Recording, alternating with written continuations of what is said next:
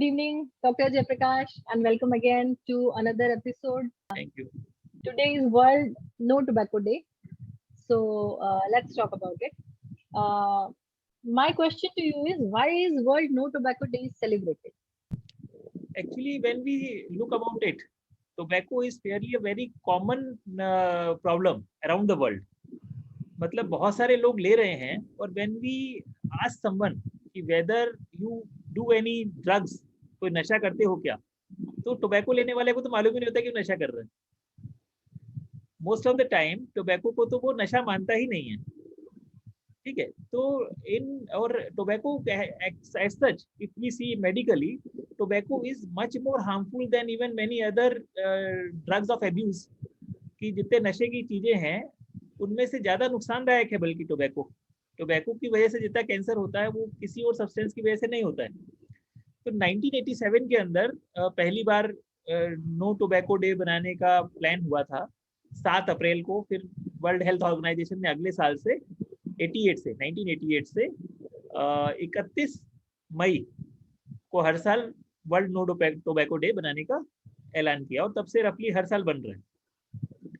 तो this day is celebrated basically to make the public aware of the harmful effects of the tobacco, ताकि उन्हें पता चले कि क्या क्या नुकसानदायक बातें हो सकती है या प्रभाव पड़ सकते हैं टोबैको की वजह से, और लोग टोबैको को छोड़ने के लिए प्रेरित हो. Is tobacco really that harmful? Tobacco is much more harmful than we can think of. Tobacco is taken in many forms. Tobacco is taken in form of smoking also. Tobacco is taken in form of chewing also. Worldwide if we see, smoking makes the major impact. अगर world देखेंगे तो smoking सबसे ज्यादा है. पर India के अंदर in our country many people have the habit of tobacco chewing. तो वो तंबाकू को खैनी के रूप में या पान के अंदर मिला के या कैसे भी करके, even many people use toothpaste made of tobacco. Tobacco chewing and tobacco smoking both are prevalent in Indian society, and it is prevalent even in rural areas. ग्रामीण इलाकों में भी बहुत ज्यादा मात्रा में है. मतलब अभी जो लास्ट हमारा नेशनल मेंटल हेल्थ सर्वे हुआ, national mental health survey says approximately 18% of Indian population is addicted to tobacco. 18% अगर हम पॉपुलेशन की बात करें तो that comes out to be roughly 23 crores. Oh my God. 23 crore का मतलब ये है कि हमें 4 यूनाइटेड किंगडम जैसे देश इकट्ठे करने पड़ेंगे उस पॉपुलेशन के बराबर रखने के लिए, ताकि हम कह पाए कि हाँ इतने लोग तो हमारे यहाँ सिर्फ टोबैको के आदी हैं. और मेन इशू ये है कि tobacco is a socially accepted substance. कि मतलब आप देखेंगे कि अगर कोई सिगरेट पी रहा है या तंबाकू खा रहा है तो लोग मना करने में नहीं जाते या उसे उतना बुरा भी नहीं मानते.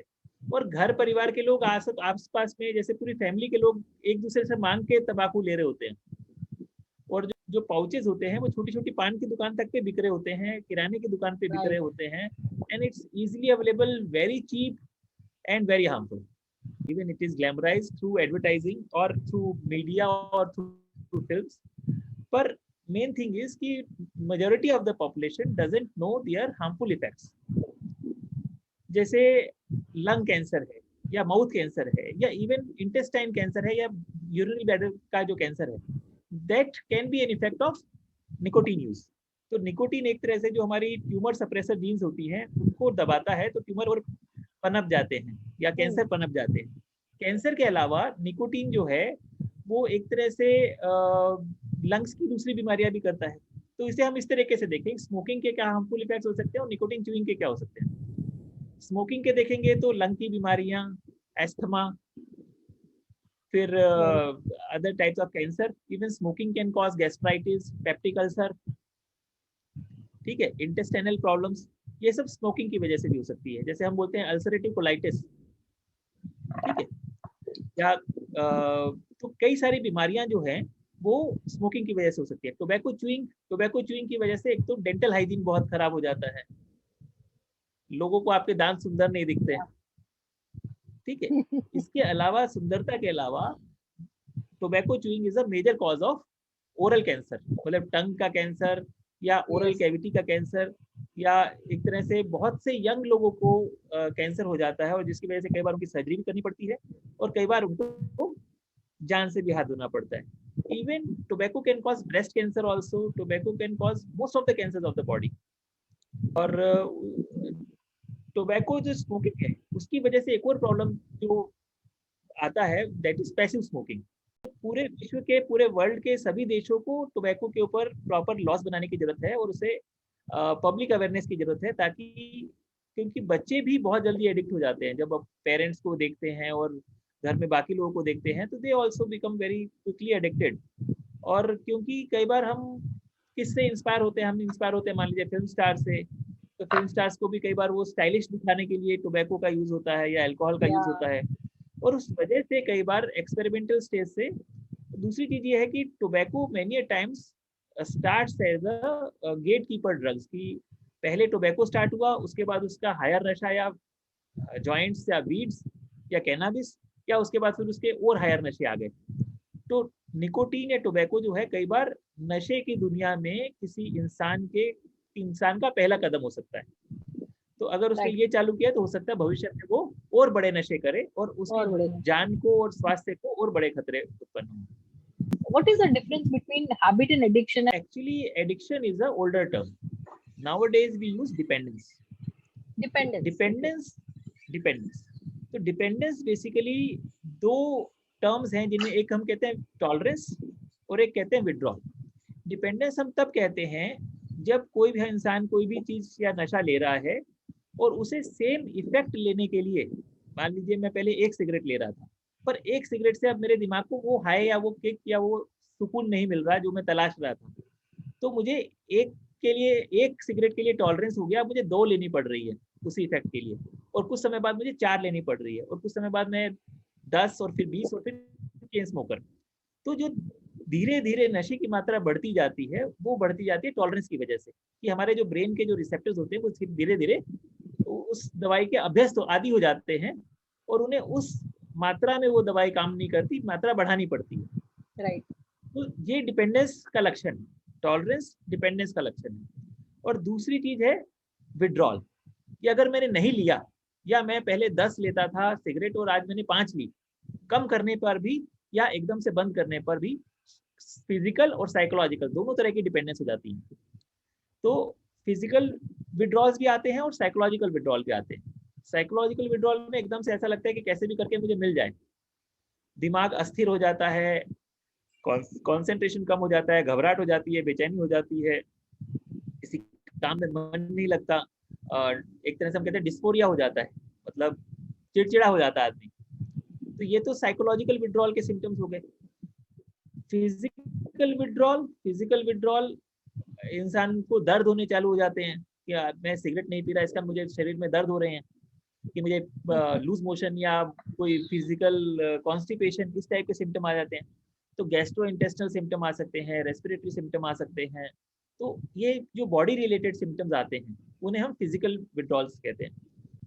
या तो विड्रॉल और डिपेंडेंस अगर दोनों साथ में और आ रहे हैं, तो then we can say that the person is addicted to any substance, be it alcohol, be it cannabis, be it tobacco और एनी अदर.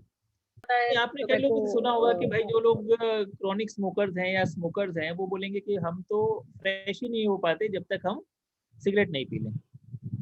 तो ऐसा नहीं है कि वो एक तरह से डिपेंडेंस हो गई है, कि जैसे शराब पीने वाले को कई बार लगता है मेरी तो आंख ही नहीं खुलती जब तक मैं सुबह शराब के 2 घूंट नहीं मार लूं.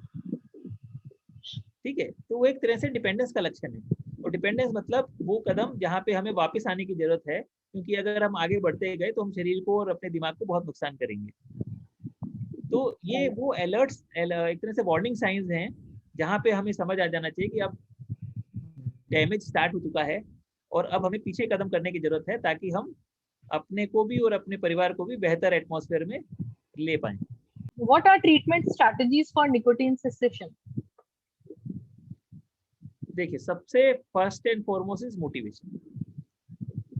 अगर मान लीजिए मेरी वाइफ का मेरे ऊपर कंट्रोल हो कि वो बोले नहीं पीना है, मना करना है, आपको मोटिवेट कर पाए कि हाँ बंद कर दो और उसी से बंद हो जाए, सेल्फ मोटिवेशन या कोई गुरु, टीचर, कोई भी हो सकता है जो मोटिवेट कर सके, इंस्पायर कर सके कि हाँ अब छोड़ने का टाइम हो गया है। और बहुत से लोग सिर्फ मोटिवेशन से भी छोड़ पाते हैं।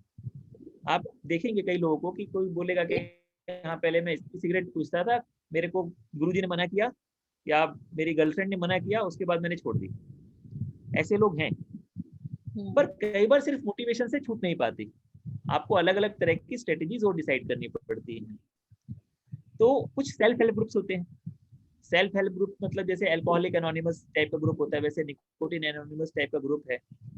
सेल्फ हेल्प ग्रुप मतलब एक दूसरे की मदद करके, एक सपोर्ट दूसरे को ग्रुप, मोटिवेट इमोशनल करके सपोर्ट ग्रुप। अपने एक्सपीरियंस, इमोशन मतलब चाहे वो ऑनलाइन हो चाहे वो ऑफलाइन हो, emotional self help group also works. पर कई बार आपको साइकेट्रिस्ट की या डी एडिक्शन स्पेशलिस्ट की जरूरत पड़ती है, क्योंकि ये दो चीजें काफी नहीं रह पाती। तो साइकेट्रिस्ट के पास क्या क्या ऑप्शंस हैं? साइकेट्रिस्ट भी एक तरह से मोटिवेशन पे वर्क करने की कोशिश करता है कि कैसे भी करके हम पेशेंट का मोटिवेशन बढ़ा पाए। तो उसे कई बार हमें जो भी हार्मफुल इफेक्ट्स हैं, क्योंकि ब्लड प्रेशर की बीमारी भी हो सकती है निकोटीन लेने से, वेस्कुलर डिजीजेस होते हैं, जैसे हम कहते हैं बर्गर्स डिजीज, कि कई बार पेशेंट उस हालत में आता है हमारे पास कि कहता है मेरे पास कोई और ऑप्शन नहीं है, आप तो कैसे भी करके छुड़ाओ क्योंकि मेरे को ये बीमारी हो गई है। तो जैसे वेस्कुलर डिजीजेस होती हैं, बर्गर्स डिजीज होती हैं, या कोई कैंसर हो गया या सीओपीडी हो गया जहाँ पे डॉक्टर भी मना कर रहा है कि आप नहीं ले सकते, ठीक है।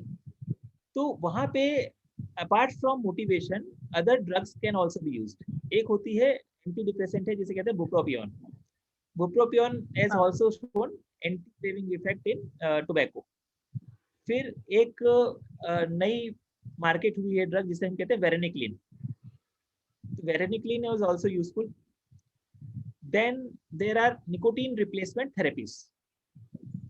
निकोटीन रिप्लेसमेंट थेरेपीज मतलब ये है कि निकोटीन की च्युइंगम्स भी आती हैं मार्केट में,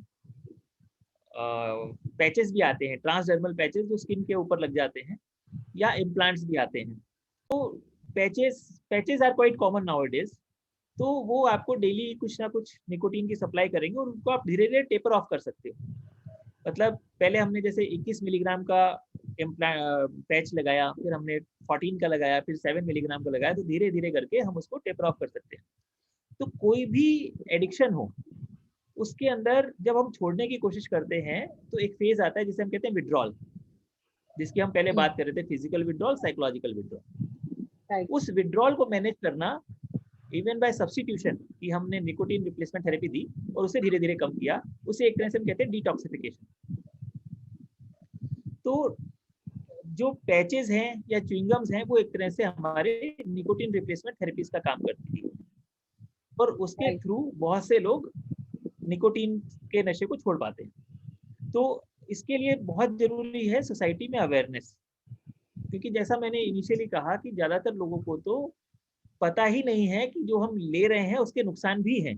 राइट। चाहे गवर्नमेंट ने उसके ऊपर एक तरह से उसके पाउच के ऊपर और सिगरेट के पैकेट के ऊपर बड़ी बड़े वार्निंग सिग्नल्स भी बना दिए हैं, हाँ। पर शायद लोग वार्निंग सिग्नल्स को उतनी गंभीरता से नहीं लेते। नहीं लेते। राइट। गंभीरता उन्हें तब समझ आती है जब या तो उनको खुद को या उनके परिवार के किसी आदमी को या किसी फ्रेंड को जब कोई इस टाइप की चीजें देखते हैं। क्योंकि ऐसे तो गवर्नमेंट ने हर जगह कुछ ना कुछ वार्निंग सिग्नल्स बनाए हैं, ट्रैफिक नियम के ऊपर भी बनाए हैं, पर आप देखेंगे कि लोग बिना हेलमेट की गाड़ी चला रहे हैं, बिना सीट बेल्ट की गाड़ी चला रहे हैं। तो लोग शायद उन वार्निंग साइंस को या सिग्नल्स को उतना सीरियसली नहीं लेते, और उसी को सीरियसली लेने के लिए सिर्फ वार्निंग साइन छोड़ना काफी नहीं है, कंटिन्यूसली गवर्नमेंट को अवेयरनेस के लिए भी काम करना जरूरी है। तो अवेयरनेस बहुत जरूरी है, और जन जागरूकता है वो एक कंटिन्यूस प्रोसेस है। जो पब्लिक एजुकेशन है that is a continuous process and that should never be stopped. World no tobacco day is an attempt to spread awareness about the harmful effects of tobacco, और हम कितने लोगों को tobacco छुड़वा पाते हैं। जैसे हमें जब ये बताएंगे कि टोबैको की वजह से हार्ट की बीमारियां भी बढ़ती हैं, कैंसर भी बढ़ते हैं, पेट से संबंधित बीमारी भी बढ़ती है, तो परिवार में भी और लोगों में भी अवेयरनेस आती है। पर जो कई भी देखने में आता है कि रूरल एरियाज में कई बार ऐसे प्रोग्राम्स का पेनिट्रेंस पुअर होता है। अर्बन एरियाज में तो फिर भी पहुंच हो पाती है कि वो लोग न्यूज चैनल भी शायद ज्यादा देखते हैं, और पर रूरल एरियाज में कई बार पेनिट्रेंस पुअर है। तो At every step it should be done. मतलब even at gram panchayat level programs must be run. Awareness program should be run at every level to make people aware of the harmful effects of tobacco. Hookah and ज्यादातर बीड़ी लोग are very सोचते हैं कि prevalent शायद in हम छोड़ ही villages. नहीं सकते. दूसरी जो चीज होती है कि एक बार किसी को हैबिट हो गई या एडिक्शन हो गया या डिपेंडेंस हो गई, तो व्हाट दे थिंक इज कि now we can't live it. अब वो जो कॉन्सेप्ट है that needs to be change.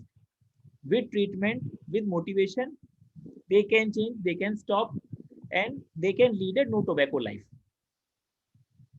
So have you treated patients and have you seen We patients treat them on getting daily basis. We treat them on daily basis. We get patients of nicotine abuse or dependence on daily basis. We may have different success rate with different patients because success rate also depends on the motivation of the patient. right? But if the motivation of the patient is good, success rate is very high. Very high. The patient should want to leave it. So coming back to current scenario, are tobacco users more at risk of getting severe COVID as compared to non-tobacco users? Yes, actually, tobacco chewers are more at risk, and even they have poor mask compliance also. What we have observed in our COVID wards, because when we are addicted to tobacco and we don't get a continuous supply in the hospital wards, even COVID ward are like no relatives is allowed, so we can't think of having tobacco or cigarette there. So two things are there. First thing is, due to nicotine or tobacco, chances of heart disease, diabetes, and other comorbidities of lungs like asthma and COPD are high. And if a lung of a patient is already compromised, अगर lung पहले से ही खराब है, तो corona और severe होने की संभावना ज्यादा है. अगर ब्लड प्रेशर की बीमारी ज्यादा है या हार्ट की प्रॉब्लम ज्यादा है, तो भी कोरोना सीवियर होने के चांसेस ज्यादा हैं. तो ये रिस्क एक तरह से सबको समझ में आना बहुत जरूरी है. फिर जब आदमी एडमिट हो गया है, उसके बाद क्योंकि उसे मिल नहीं पा रहा है, एडिक्टेड है, तो विड्रॉल सिम्टम्स की वजह से पेशेंट में बेचैनी, घबराहट, जब हम उसे ऑक्सीजन भी देने की कोशिश करते हैं तो वो बार बार मास्क निकालने की कोशिश करता है वो वाला पेशेंट, उसे नींद नहीं आती, और ऐसे में मेडिकल कॉम्प्लिकेशंस बढ़ने की संभावना रहती है. सो अगर कोई इंसान बहुत एडिक्टेड है टोबैको के लिए और उसे कोविड हो जाए, तो एक तो सीवियर भी होगा और एक उसके इलाज में कॉम्प्लिकेशंस भी ज्यादा होने की संभावना है. Right, and tobacco epidemic is one of the biggest public hazard. Even it's the percentage population is involved more than COVID, right? Till date, the official figure of COVID is roughly 2% of Indian population, that is 2.8 crore. So the factor is much higher. Yeah. So my next question is about e-cigarettes. What is e-cigarettes? E-cigarettes are something which are made like cigarettes, but that doesn't contain tobacco. So if we see from a distance, we will feel that it is looking like a cigarette, but it doesn't contain tobacco. So that is electronic cigarette. So what does it have? Why people are using it? It produces some vapors. It has some, I think, filament or something like that. It when we light it up, it contains some vapors. Patient inhales that vapors. That vapors can also be somewhat harmful, but not as harmful as the nicotine-containing cigarette. So many people who want to quit, they shift to e-cigarettes, and it helps in some cases. But in my belief, taking proper treatment is more helpful. In my radiology practice, I have seen many young patients from 20 to 30 years of age having last grade cancers of oral cancers, neck cancers. If you talk to those patients, they are very, very disheartened. उनको पता भी नहीं था कि इतना बुरा हाल हो सकता है, और जिसको हो जाता है बस उसी को पता होता है. वही बात है ना, वही बात है. जब वो फोटो देख रहे होते हैं तो ये कभी सोचते ही नहीं कि हमें भी हो सकता है. तो जैसे जब आप कोरोना में भी यही देखोगे, लोग घूम रहे थे, उस समय भी लोग मर रहे थे, फर्स्ट वेव में कितने ही लोगों की डेथ हुई और लोग उसके बाद भी घूम रहे थे। तो कभी किसी ने सोचा ही नहीं उस समय कि हमें भी हो सकता है, और बाद में उन्हीं में से कई लोगों को हुआ और उनकी डेथ भी हुई। राइट। तो वही बात है कि कई बार हम सोचते हैं कि ये हमें नहीं होगा, शायद बाकी किसी को भी हो सकता है, और जब हमें होता है तभी हमें पता चलता है कि हमें भी हो सकता था, हमें कोई अलग से इम्यूनिटी नहीं थी, कि हम भी इंसान ही है, महामानव नहीं है। तो जब इंसान कर रहा होता है, जैसे मान लो कोई सीट बेल्ट नहीं लगा के घूम रहा है, तो वो उस समय कोई ना सोच रहा है कि मेरा एक्सीडेंट हो सकता है, पर हो तो सकता है। तो राइट, प्रिकॉशंस या सेफ्टी मेजर्स हो ऐसी सकता है। और चीजें उससे हैं जो किसी भी कीमत पे अवॉइड या बचना नहीं चाहिए उनसे। वो खुद के लिए हैं, वो किसी और के लिए नहीं है। अगर ट्रैफिक रूल्स हैं तो भी उससे खुद की राइट, जान बचेगी, या कोरोना के लॉकडाउन के रूल्स हैं वो भी खुद की जान बचाने के लिए हैं। और अगर कोई सिगरेट के राइट, लिए these no are tobacco safety day बन रहा measures. है, वो भी आप ही की जान बचाएगा। So इग्नोरेंस बहुत है, बाद भी कितने लोगों तक हम पहुंच पाते हैं। प्रयास ये रहना चाहिए कि हम ज़्यादा से ज़्यादा लोगों तक पहुंच पाएँ और उन्हें सही में समझा पाएँ कि भाई ऐसा नहीं है कि जो फ़ोटो बनी है इसी के साथ हुआ है, आपके साथ भी हो सकता है। या अनफॉर्चुनेट बात ये है कि लोगों को यही नहीं पता है कि it requires a complete strategy, it requires a proper approach. It's not just a matter of thinking कि मैं छोड़ दूंगा और 2 दिन ट्राई करना, और नहीं हुआ तो फिर हमेशा के लिए गिव अप कर देना कि मुझसे नहीं होगा। जैसे आई कोविड थिंक के विद केसेस दिस में भी यही वीडियो हुआ। जैसे कोविड के केसेस में भी यही हुआ कि हमें कई बार लोगों को ये कहना पड़ेगा कि तुम तो मान लो कि सामने वाले को है, इस कारण तुम्हें मास्क लगाना है। Exactly, exactly. ये तो मेरे साथ रहता है, इससे क्यों ना होगा, यहाँ मास्क नहीं लगाता हूँ। या मैं ये तो मेरे हॉस्पिटल के एम्प्लॉयज हैं, इनके साथ बैठ के मैं खाना खा सकता हूँ। या ये मेरे दुकानदार, पड़ोसी दुकानदार है, ये तो मेरे साथ ही रहते हैं, इन्हें क्यों ना है कि इनके साथ तो मैं हंसी खुशी बात कर सकता हूँ। और ऐसे ही वो फैलता गया। जब उन्हें ये समझ आया कि भाई आपको ये मान के चलना है कि कोई भी हो सकता है, आप जिससे भी बात करते हैं वो हो सकता है वो संक्रमित हो, उसे सिम्टम नहीं हो, तब जाके आपको मास्क की राइट, इंपॉर्टेंस समझ में आती है कि हाँ मास्क कितना जरूरी है। और वैसे ही टोबैको के अंदर भी आपको ये मान के चलना पड़ेगा कि अगर ये फोटो बनी हुई है टोबैको के पाउच के ऊपर या सिगरेट के पैकेट के ऊपर, तो ये मेरी भी हो सकती है। तभी आप उसे गंभीरता से लेंगे और आप छोड़ने के प्रति संकल्पित हो पाएंगे। I'm seeing patient 5 to 10 years younger than that coming up. Do you think there is any specific reason for all these cancers, not just smoking related cancers, other cancers also presenting a bit earlier now? नहीं, cancer is a multifactorial disease. Cancer अगर है तो उसके बहुत से कारण हैं, और smoking is a major cause. In cigarette smoke there are many other carcinogens also apart from nicotine. Tar भी है, और कई सारे, मतलब मेरे ख्याल से कम 80 कार्सिनोजेंस होते हैं सिगरेट स्मोक के अंदर। पेस्टिसाइड्स खानों में यूज कर रहे हैं, या एक तरह से कह रहे हैं ना कि कैंसर के केसेस रियल में काफी इंक्रीज हुए हैं। If I see in my family, I find my first and second order relatives who have died due to cancer. ठीक है, Right. शायद उससे पहले की जनरेशन में इतने ज्यादा हम नहीं सुनते थे। इसका एक कारण तो ये हो सकता है कि we now have diagnostic facilities to diagnose it, and Yeah. because life expectancy have raised, nowadays life expectancy in India is about 70 years. So many a Yeah. cancer which start in old age, we are able to diagnose. But environmental pollution, even food pollution, even water pollution, all the causes of cancer, and nicotine is a very important cause of cancer in the world. With this hope that we are able to spread some of the awareness to all Yeah. those viewers who are watching this video, let's conclude the session. Thank you, Dr. Aditi, and Thank thank you. you once again for being here. Thanks a lot.